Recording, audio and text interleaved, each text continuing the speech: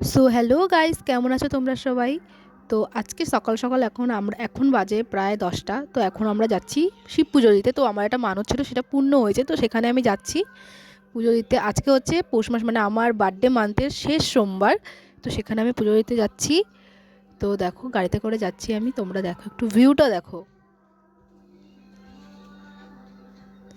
তো ওখানে গিয়ে পৌঁছে আমরা আগে শিব পুজোটা দিয়ে দিলাম। আর এটা হচ্ছে গিয়ে আমাদের কাকদ্বীপের আটেশ্বর, যেটা খুব জাগ্রত একটা মন্দির, ভোলেনাথের স্থান বলতে পারো তোমরা।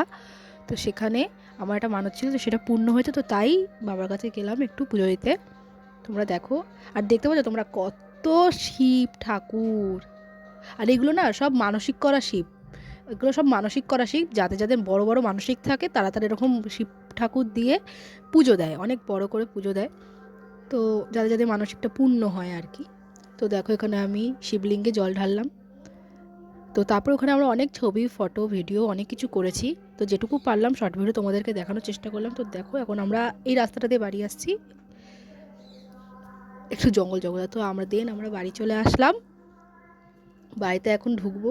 আর এখানে আমি হাসি, আসলে আমার বোন এমন একটা কথা বলেছে, আমার বিশাল হাসি পেয়ে গেছে। ওটা আমার বাবা গাড়ি নিয়ে এখন ঘরে ঢুকছে। তো দেখা হবে নেক্সট কোনো ব্লগে। তো টাটা।